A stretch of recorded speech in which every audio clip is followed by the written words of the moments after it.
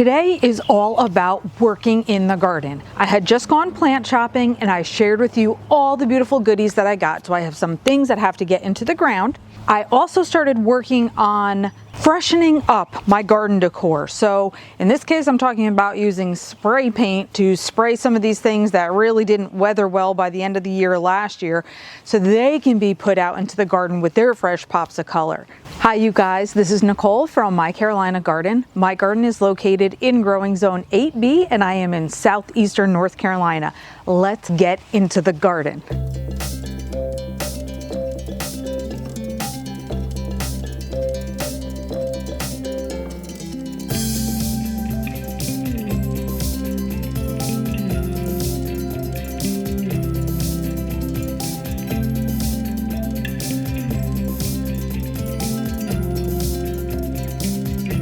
We're going to start with an easy task first because I know exactly where this plant is going. So this is a pincushion or a scabiosa plant. So a lot of people get to enjoy it as a perennial. Now here's the deal with this baby. I have one already here. We are in my front yard peninsula garden, but it is kind of small, not showy enough for me. And one of my main things this year is that I want to have more impact in my planting. So I want to group plants together for that more impact. So I got a brand new plant to add to the landscape here. And the good thing for me is I had already started to clean out this flower bed. So I did some removal of dead foliage and that sort of thing. So I feel good about jumping right into this flower bed. Now, right in front of the pincushion that's already over here, I can see I just have some volunteer plants from a couple of my aggressive self-seeders. And in this garden, it's blanket flowers, which are gorgeous, but very aggressive self-seeders, and also the twilight primrose. So I'm just going to take a couple of these little babies out of here from right in the front because I get a lot. I don't have to worry that I'm not gonna have more, and I can even move these to a different area. They're super simple to pick them out with the roots and all, right from the spot where I want to plant my brand new pincushion.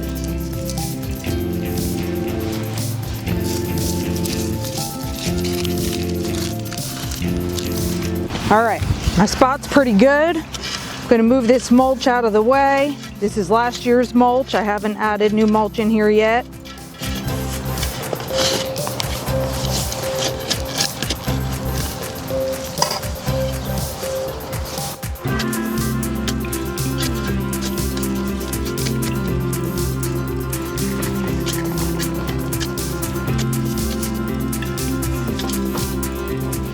Next part. It's beautiful. Thank you. Win the azalea garden tour.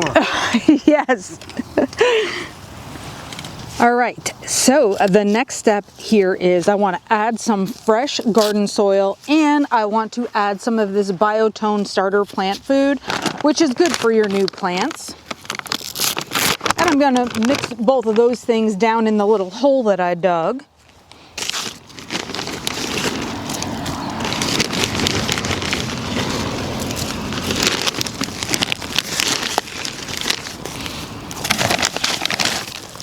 Sprinkle of the fertilizer, mixing everything around.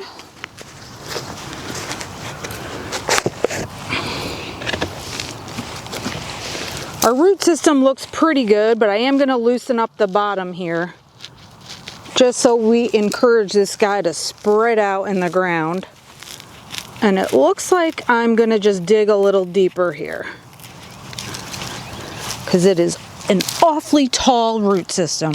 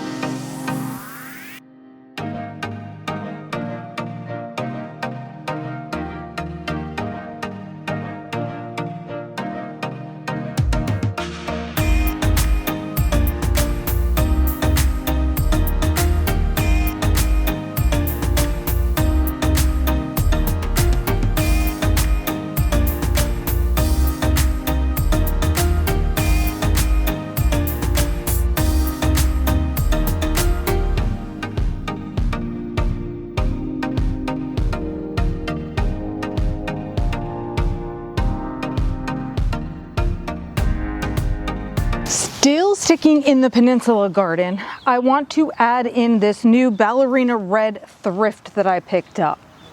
The thrift is going to be hardy in zones 6+, and it likes full sun. And actually, I forgot to say, I think that the scabiosa also prefers full sun. So most of my gardens really are full sun, so this all works for me. So I have 2 of these thrift plants, and I'm going to pair those with Dusty Miller.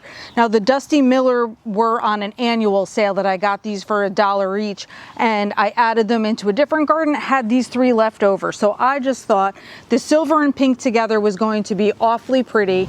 So that's what I'm going to do in this section of the Peninsula garden. I have a very odd shape right in this area where I had never removed grass. So I think this is exactly where I'm going to go with these guys.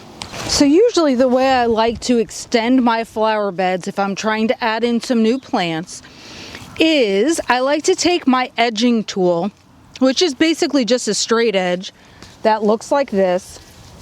And I'm going to start breaking in, cutting in the line of where I want the area to be.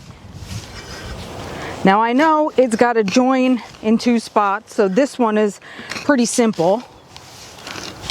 I am coming out further over here though than I started. And that's purposeful because the magnolia tree roots sort of get in the way of the plants that I put underneath. Plant underneath it, which is fine and is nature and is what it is. But I have a couple of things that you can't quite see right there that I also want to move closer to where I am right now. So we're just extending this space.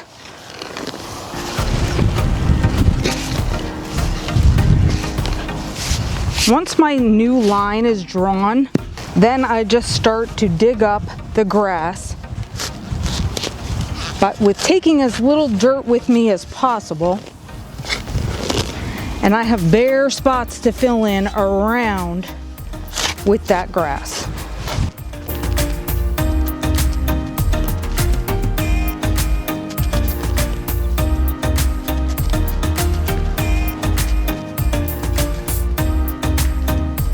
Hopefully you can see right here how sandy my soil is. Anything that's lightly colored in this view is grains of sand. And if I were to leave this chunk of ground out, once it started to dry a little bit more, you'd see even more sand in here. So sandy soil means it's quickly draining, which is nice most of the time. It's not hard packed clay like some people have to deal with. But of course it comes with its own challenges.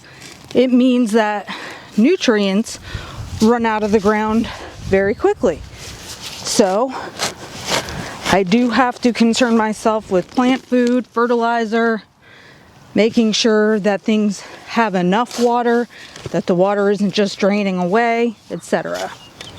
So I've edged the area here that I'm adding to my flower bed, and I've left myself with a dirt deficit. As you can see, I'm standing in a bit of a hole here as I took the pieces of grass up. So I'm just going to add some additional soil.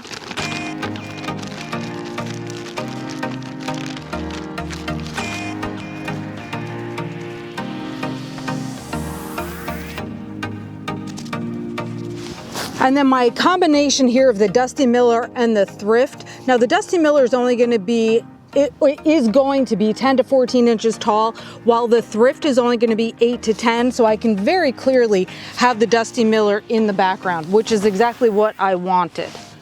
So we'll have 3 of these guys here and then 2 here.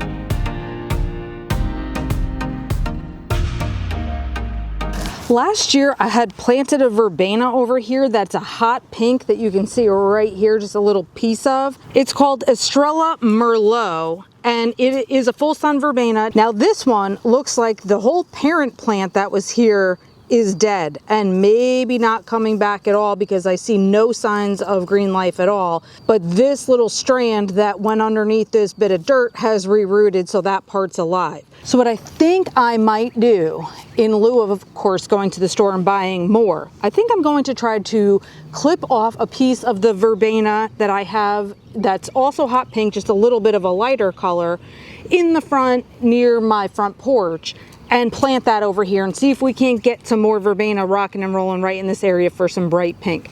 The other thing I think I might do is I have some more daylilies that I had dug up out of the ground last year that I just never found a place for. There's a whole bunch of daylilies there, so I'm thinking I might go grab that one, which should be red blooming flowers, and put that right back here. So this way I'm filling in, but only in this case using things that I already have in the garden. So this right here is the other verbena I was talking about, also a trailing style or ground cover style, and it has just popped up all over the place as the stems have gone out and rerooted themselves. So I'm going to take the piece that is currently going right through this Nandina plant, and hopefully I could get enough roots with it that it will be easy to transplant. So here's the trailer that was going up through the plant with no roots in the plant. So here, right here, in this kind of circle, is where the verbena is rooted that was going in that direction. Unfortunately, I don't know how big of a circle the arms are spreading from, and I don't want to take all this pink out of the front, so I'm going to be very careful about how I divide this up, which means no gardening gloves, because I need to feel what I'm doing here. There's no roots right here, this is just the arms, so I'm going to just move them out of the way, and I'm going to try to dig up this whole thing right here.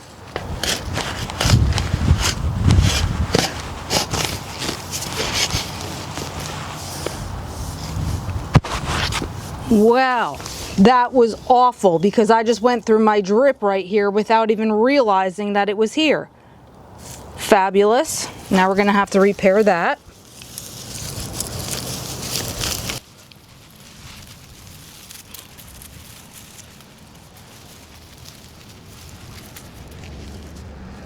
Over here now, I'm going to dig up this verbena that's dead, but leaving this one alone, so I'll just have to sever the tie over here. And now I've unearthed my drip irrigation tube here, just to make sure I don't make the same mistake I did over there. It's just going to require putting an additional coupling on it now to make sure no water leaks out of it. Honestly, it wasn't even on my mind because we haven't started using the irrigation yet this year. And since we have so many pink flowers already happening, I think I better turn it that way and start spreading the wealth out.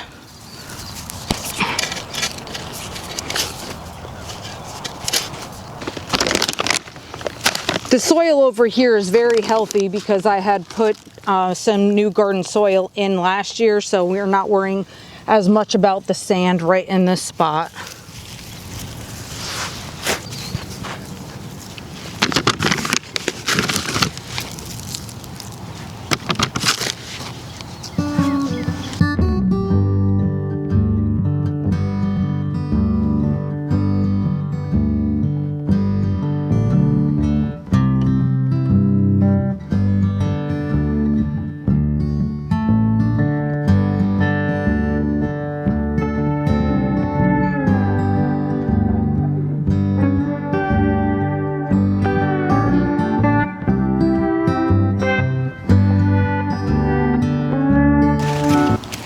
So right beside the thrift, I have a section here where I keep river rock because it's where water drains from my yard. And my yard is sloped downhill so that the water heads to my drainage swale, which then heads to the Intracoastal Waterway here in coastal North Carolina. So the thing is, I have enough river rock for this section, but I've extended the bed now a little bit. So what I'm thinking I'm going to do is, we got some of this concrete or stone edging, which I don't love the scalloped edges on it because I do feel like that's a dated style, but we have some pieces of it that I'm thinking I might just try to put together to make a little fence over here, perhaps even on both sides, just to kind of keep the water flowing there without messing up the roots and stuff that I have planted over here. And then, if you can see, here and here I have cone flowers that are looking very, very small, and I think a lot of that has to do with, well, first of all, it's early in the season for them, so they're just starting to show some growth for this year now. But I think they're getting too tangled up in the magnolia tree's roots, so I want to pull them this way as well. And so I'm gonna leave room for drainage, then room for my cone flowers, and then I think I'm all set with this area for now.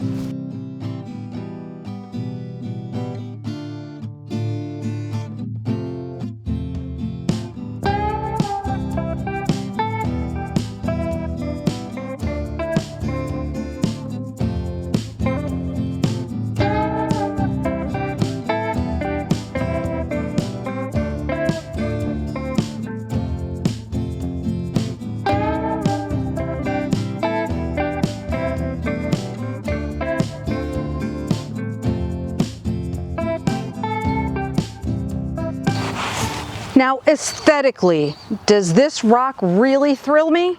No, it doesn't, but it's free, it's what I have available, and I'm hoping that as I lay all my river rock in here and then cover this with mulch, you'll see this stone like even less. So I'm hoping it will do what it has to do for the water that's coming its way, but doesn't have to be so in your face. So we're gonna see what happens with that. Moving on.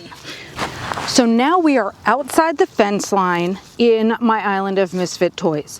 I have hostas right here, 4 of them that are beginning to leaf out. So I know that these are going to get bigger. Up here, I have some creeping moss phlox from my backyard that I had moved out here previously, and an autumn joy sedum that actually looks like it's being nibbled by something. So it looks like I have this whole space to fill in front of the phlox and behind the hostas. Now what I bought are the Sunkissed Coreopsis and the Grace Ward Lithidoro, which I love the blue and the yellow together, so that's why I wanted to plant them together. So I'm thinking I have 3 of each that I'm going to row them up right around here. Stick with me as I formulate that plan. Maybe these guys go here and these guys go up here. Let's see. Okay, so here's the scoop. The Grace Ward Lithidoro, which gives us these beautiful, tiny blue flowers. This is going to be about 6 inches high. So this is not going to be bad at all with the phlox right here, and I think the height of it's going to be just fine. This one is a little bit taller. This one is 12 to 14 inches high, so definitely would serve as a background plant. So I think we're about to add a whole lot of color right in this space, keeping the phlox exactly where it is. That's my mission.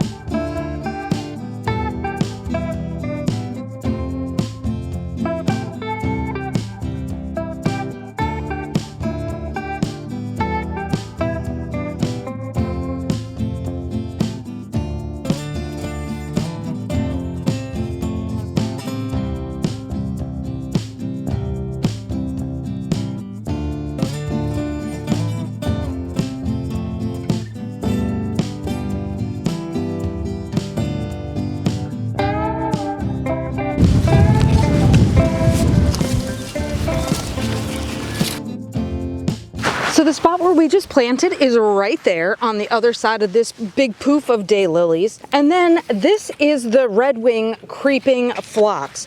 So I have some creeping phlox in here already. These ones I think were clearance purchases last year. So I have 5 plumes of those, but I had wanted some of the hot pink to come in here and join us as well. So I have 2 more of these. And incidentally, If you saw my container arrangement for my front porch, this is also the same kind of phlox I bought to creep out of the containers, like as the spiller. So once those containers are done for the early spring season and I switch out to something else, I will take those phlox and put them in the ground over here as well. The idea being that the creeping phlox spreads out like a beautiful ground cover. And so over here I'll have shades of pink and white mixing together. So this is where we ended up for today. On the outside, I was able to put the rocks back in place along where the hostas are growing, so that forms like the bottom edge of the flower bed for now. I was able to get all the plants that I wanted in the ground for today, cleaned up the canna lilies that were there, cleaned up some of the other dead foliage around like a nearby daylily and hostas and stuff like that, and it's looking really clean. Lots more work to be done, but that's where we are for now. And then out here, obviously, all the plants got in the ground. I was able to put a layer of mulch over the top, keep that moisture in there. I laid my river rock better in place, and so it's looking better. It's not going to be a focal point, certainly, when I get the cone flowers moved to the other side of the rocks anyway. It'll kind of camouflage the whole little river rock section, I think. So these are not going to bother me so much. Anyway, I'm happy with the amount of work that got done. It's a beautiful day, and I'm thankful for that also. I appreciate you watching and following along on the journey. Hopefully you learned something today. Follow me on social media for some more like real-time tips and sharing of beautiful plants and flowers. And until next time, you guys, happy planting.